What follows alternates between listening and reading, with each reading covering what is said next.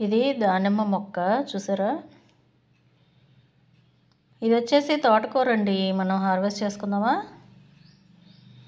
ఇది బార్బడాస్. ఇది ఎంత టేస్టీగా ఉందనుకున్నారో చూసారా? పొడి పొడిలాడుతా అన్నం కూర.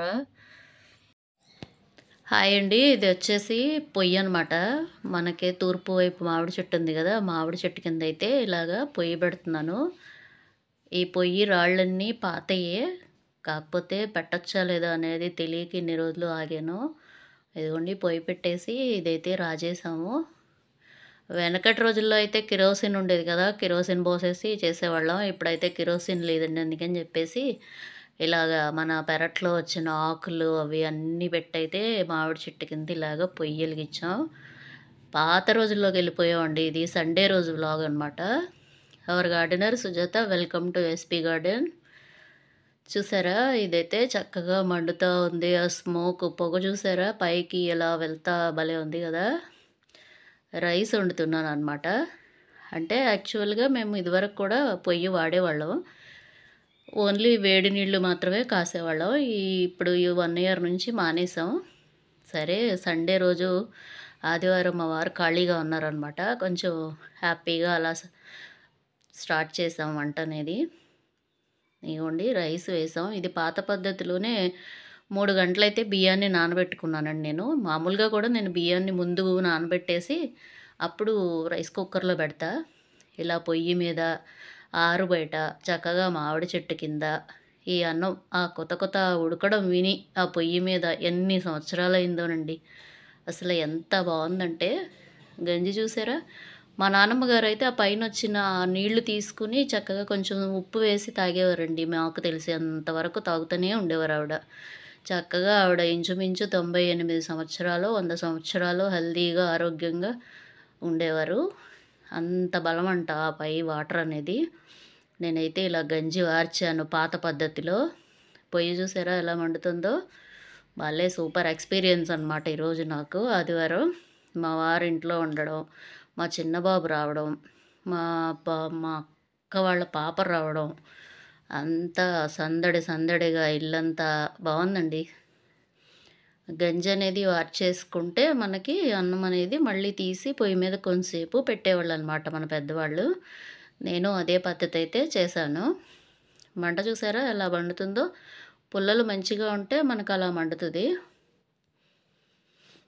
ఇంక దీని మీదే చారు అయితే పెట్టేస్తున్నాను. ఎందుకంటే కర్రీ చేయడానికి మా వారు స్పెషలిస్ట్ అనమాట.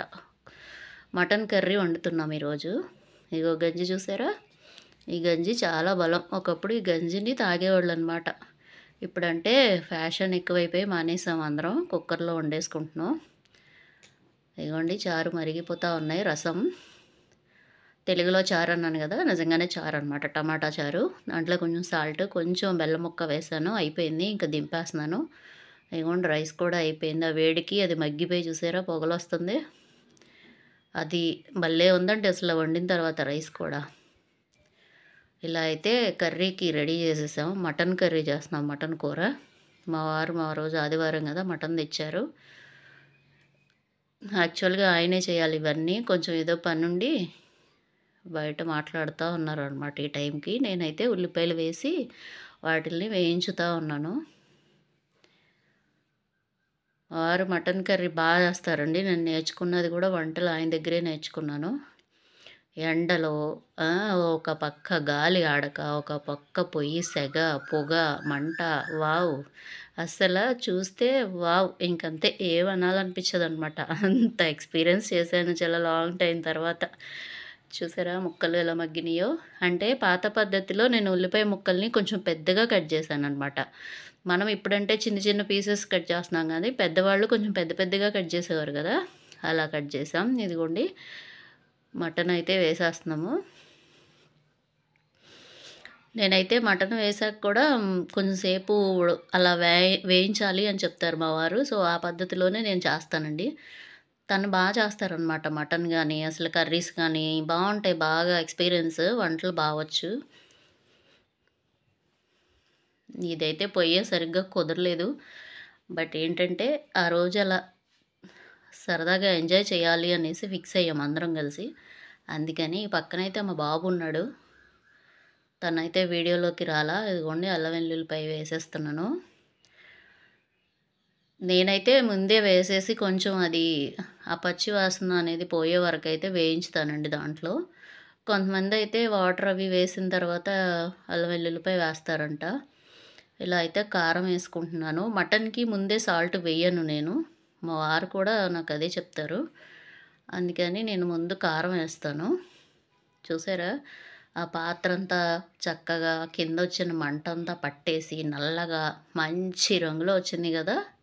మనం వండుకునే పాత్ర. అలా ఉంటది పొయ్యి మీద వంట. వాటర్ పోసేస్తున్నానండి. నేనైతే సాల్ట్ వేయలేదు. ఎందుకంటే మిగతాయన్నీ మా వారు చూస్తారనమాట అందుకని. ఇదిగోండి దగ్గరకొచ్చింది గదా! ఇప్పుడు మా వారి టైం వచ్చేసింది. ఆయన చూసుకుంటారింకా.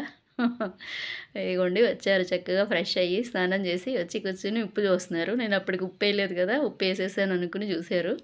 తర్వాత ఉప్పేసి ఇక్కడ చెప్తున్నారనమాట. ఇది గరం మసాలా అండి. దీంట్లో లవంగాయ, దాల్చిన చెక్క వేస్తారండి అని చెప్తున్నారు. అరే! ఇది కూడా తియ్యి అని చెప్తున్నారు అలా చేస్తూ. బట్ మాకు నాయిస్ ఉండడం వల్ల అదంతా డిలీట్ చేసేసాననమాట.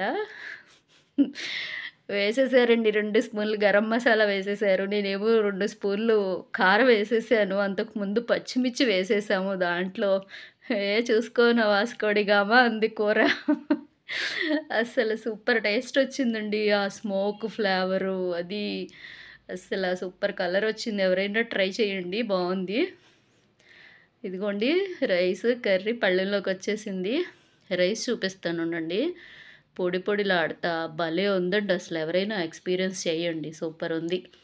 కూర అది ఆ స్మోక్ స్మెల్ బావుంది ముందు. ఈడు మా కోకో గాడు నేను పైకెళ్ళాను.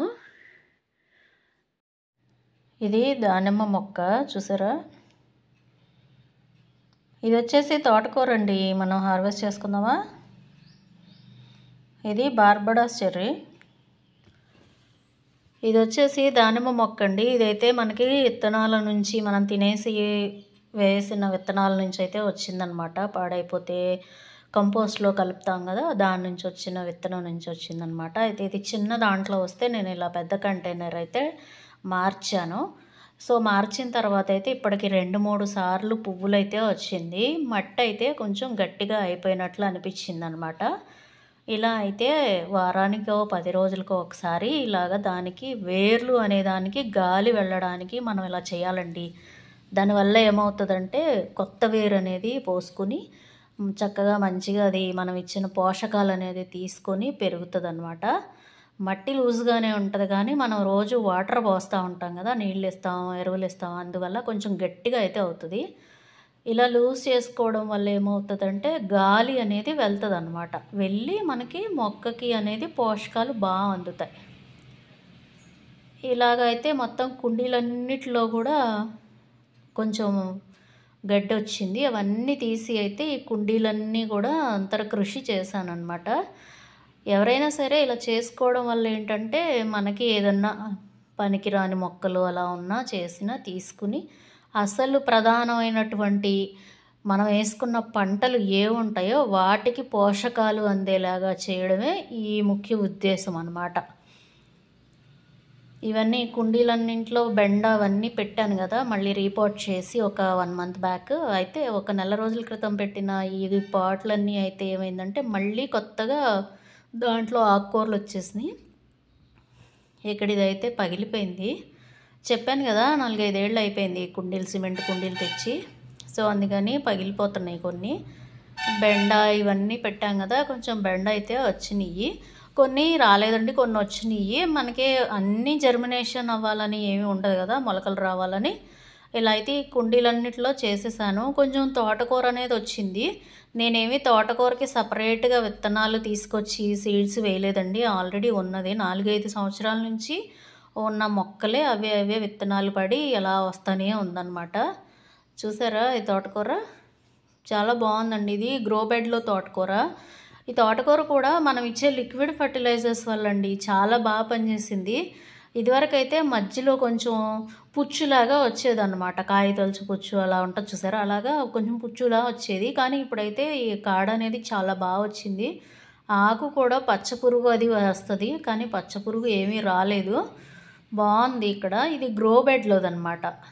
మీరు ప్రీవియస్ వీడియోస్ చూసిన వాళ్ళైతే గ్రో బెడ్ తెలుస్తది. కొత్తగా చూసేవాళ్ళైతే గ్రో బెడ్ వీడియో ఉంది చూడండి. ఇది గ్రో బ్యాగ్. మనం గ్రో బ్యాగ్‌ని రీపాట్ చేసాం గదా! రీపాట్ చేసిన దాంట్లో దానంతట అవే వచ్చినియి. మనమేమి విత్తనాలనేది వేయలేదు. దానంతట అదే వచ్చింది.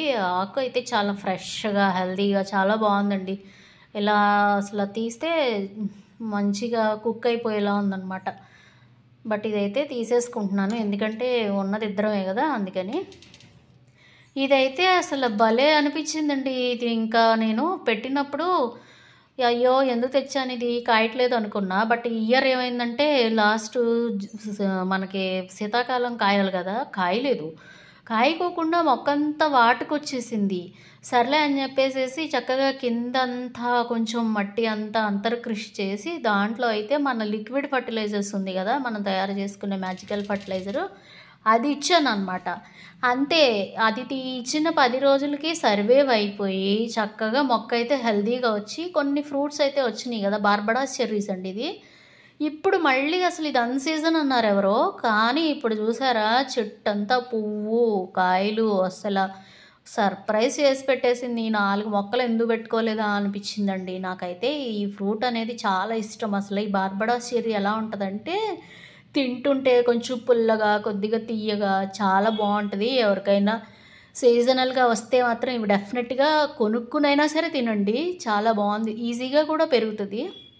ఇక్కడైతే చెట్టు నిండా కాయలున్నాయి. నాకు ఫ్రెష్‌గా అప్పటికప్పుడు కోసుకొని తినేయడం ఇష్టం అండి. ఎందుకంటే నేను ఏమి వేరే ఫర్టిలైజర్స్ వేయను గదా! సో, అందుకని. ఇదండి ఇవాల్టి వీడియో అయితే. ఇలాంటి మంచి మంచి హార్వెస్ట్‌లు, మంచి ఆర్గానిక్ ఫుడ్స్, వెజిటబుల్స్, ఫ్రూట్స్ ఏవైనా చూడాలి అనుకుంటే నా ఛానల్ విజిట్ చేయండి. ఇంకో వీడియోలో మళ్ళీ కలుద్దాం. Thanks for watching. By bye friends.